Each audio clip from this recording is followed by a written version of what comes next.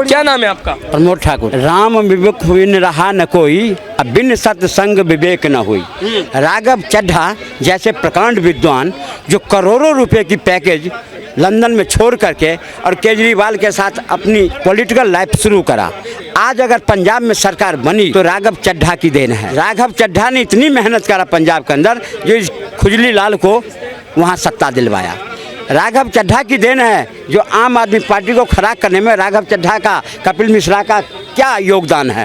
पर उसने अगर जो कोई केजरीवाल से आगे निकलने की कोशिश करता है तो उसको पर काट देता है। पर ये चीज भाजपा में नहीं है, कांग्रेस में है कि अगर गांधी परिवार के गुणगान नहीं करोगे फेंक दिए जाओगे। अरे सर, अरविंद केजरीवाल कह रहे कि राघव चड्ढा जो है पार्टी की बात नहीं मानते थे, पब्लिक के मुद्दे तो वो उठा रहे थे पर पार्टी के मुद्दों को सदन में नहीं रखते थे। अगर आज राघव चड्ढा ने मिडिल क्लास के लोगों के जीवन यापन की मुद्दा अगर संसद में उठाया, राज्यसभा में उठाया, तो आप देखिए उसके कितने फॉलोअर बढ़ गए हैं। कितने लोग कहते हैं पार्टी किसी कोई पार्टी का हो, लेकिन जो व्यक्ति अगर गरीब के हक की बात करेगा, मिडिल क्लास के हक की बात करेगा, वो असली लीडर है, वो असली नेता है। अगर उसका ख्याति देश में बढ़ने लगा, उसका गुणगान लोगों ने करने लगा और अन्य पार्टियां भी उसको समर्थन करने लगा कि प्रकांड विद्वान है ये, तो केजरीवाल की मिर्ची लगने लगा। अरे केजरीवाल और उनके तमाम नेता कह रहे हैं कि राघव चड्ढा अपना सॉफ्ट पीआर कर रहे थे। अपने पीआर के चक्कर में वो नरेंद्र मोदी से सवाल नहीं पूछ पा रहे थे, बीजेपी से सवाल नहीं पूछ पा रहे थे, इस वजह से उन्हें जो हमने उनके डिप्टी स्पीकर पद से हटाया है। तो आपने भी प्रश्न पूछे थे, विधानसभा के अंदर खड़े होकर कहे थे, कांग्रेस के बारे में कहे थे, कहाँ चली गई आपकी लोकप्रियता कहाँ गई? आप नई दिल्ली में क्यों हार गए? फिर क्यों हार गए? लेकिन राघव चड्ढा अभी भी किसी जगह से खड़ा होगा तो उसकी इतनी पॉपुलैरिटी बढ़ गई है। जब से वो राज्यसभा के अंदर टेलीकॉम विभाग पे, बैंक के बारे में जितनी बातें बोला उसने, लोगों के सीधे दिमाग पे पड़ा है कि वास्तविकता सही है। जब हम पैसे देते हैं 30 दिन का तो 28 दिन क्यों मिलता है? जब बैंक में हम 2500 रुपये जमा कराते हैं तो हमें 2000 रुपये क्यों मिलता है? ये सब बात आम पब्लिक की बात थी। ये सारी बातें केजरीवाल नहीं चाहता था कि देश के लोगों को तक जाए और गुमराह कर रहे थे, लेकिन समझने वाला समझ गया, जो न समझे अनारी है।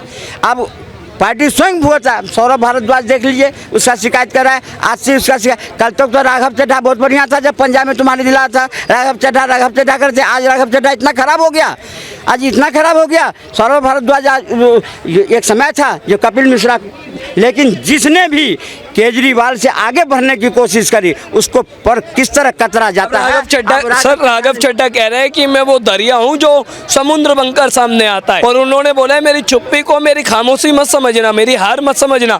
क्या मतलब है? वो बीजेपी में आना चाहते हैं? बिल्कुल, उसने देखा कि किस पार्टी में नेताओं का कदर है। एक भारतीय जनता पार्टी है जिसमें आम जनता भी राष्ट्रीय अध्यक्ष बन सकता। नितिन नवीन को कौन जानता था? एक साधारण एमएलए था बिहार में, उसको ला करके मिल गया। क्या इस तरह की राजनीति कांग्रेस में हो सकती है? जो राहुल की बात को नहीं मानेगा दरकिनार कर दिया जाता। आज अगर केजरीवाल के जगह बनेगा तो उसके बीवी बनेगी अध्यक्ष। समाजवादी पार्टी में अखिलेश यादव की जगह उसका बेटा बनेगा, मुलायम सिंह के बाद उसका बेटा बना। इसलिए अगर जो कोई आगे बढ़ना चाहेगा उसको किस तरह से पर कतरा जाता है ये लोगों ने देखा, क्योंकि उसको उप सभापति से उसको हटा दिया गया है, डिप्टी स्पीकर से उसको हटा दिया गया। क्यों भाई?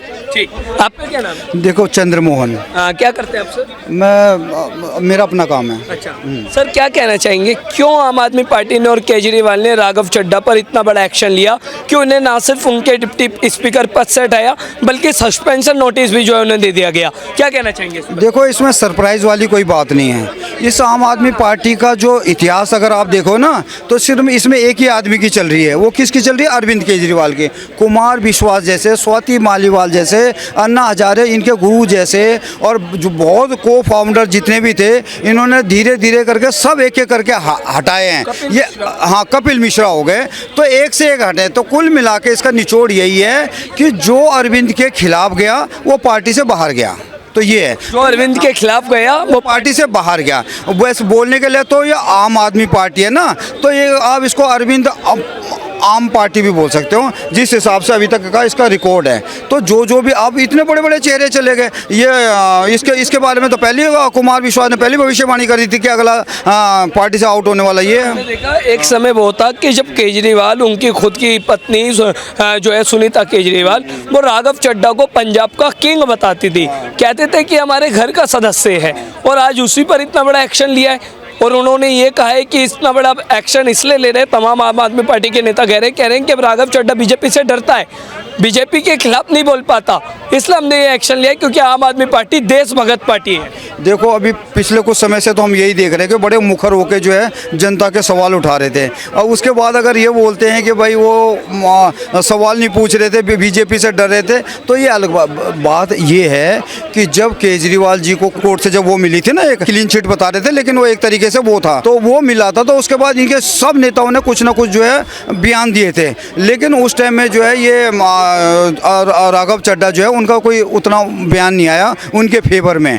तो मुझे लग रहा कहीं ना कहीं वो रीज़न मुझे ऐसा लग रहा है, नहीं इसके अलावा मुझे और कोई रीज़न नहीं लग रहा, क्योंकि पार्टी से तो बड़े बड़े नेता चले गए। राघव चड्ढा तो कुमार विश्वास से बड़े थोड़ी हैं, वो स्वाति मालीवाल से भी बड़े नहीं हैं, उसके बाद आपके कपिल मिश्रा से बड़े नहीं हैं, लेकिन रीज़न वही है कि जो अरविंद चाहता है उसके अगर सही वो नहीं वो लाइन पे चलता है ना, तो वो अपने को पार्टी से बाहर समझना चाहिए उसको। देखिए बात क्या है ना कि राघव चड्ढा जो है ना वो अपना पीआर करवा रहे थे और कुछ नहीं।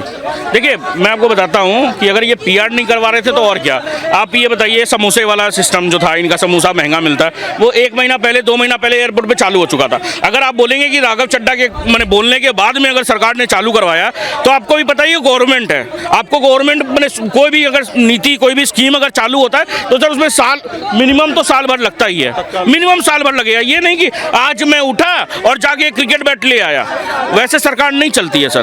बात है क्या कि और 1 महीना पहले चालू था। अब दूसरा चीज़ देख लीजिए, ये जो डाटा वाला ये जो बोल रहे थे कि हम 12 बार मैंने महीने होते 12 और हम रिचार्ज करते 13 बार, तो क्या हुआ था कि उसमें आप देख लीजिए मार्च 2022 में ट्राई का नोटिफिकेशन आ गया था।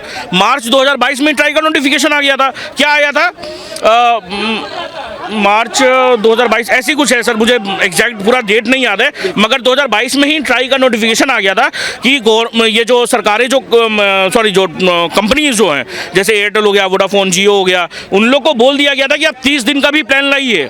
तो 30 दिन देखिए सर, और इसमें अगर नहीं भी आता है ना, 2014 से पहले आप भी कंटिन्यू करते थे, आप भी मैंने डाटा होगा आपके पास में। अगर डाटा आपके पास में है तो आप ये बताइए कि आप पहले कितना 250 रुपये का एक रिचार्ज करते थे, है ना, 250 रुपये का एक रिचार्ज करते थे, वो भी 1 GB के लिए। आज देख लीजिए अगर उस प्राइस से मैंने अगर आप तुलना करेंगे तो सर वो पहले का प्राइस और आज का प्राइस में कोई डिफरेंस नहीं है। हाँ, मैं ये नहीं बोल रहा हूँ कि भाई 12 महीने क्यों, 13 महीने क्यों, मैं किसी को डिफेंड नहीं कर रहा हूँ, मैं अपना बस पर्सपेक्टिव रख रहा हूँ। एक और जो उन्होंने अपना झूठा पीआर करवाया था, वो ये करवाया था कि जो मिनिमम बैलेंस वाला जो था, जो बैंक जो काट लेती थी, मिनिमम बैलेंस से लो हो जाता था तो बैंक क्यों काट लेती है, वो भी उसका भी रिजर्व बैंक ने 25 दिसंबर 2025 को सर्कुलर ला चुकी होती है।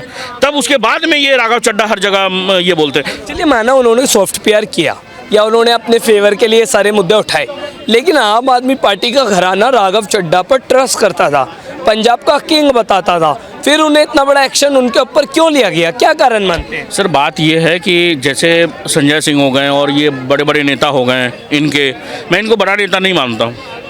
ये जो आम आदमी पार्टी के लिए बड़े नेता हैं, संजय सिंह को बड़ा नेता नहीं मानते हैं आप? क्या है वो, क्या किया है देश के लिए, अच्छा क्या किया है?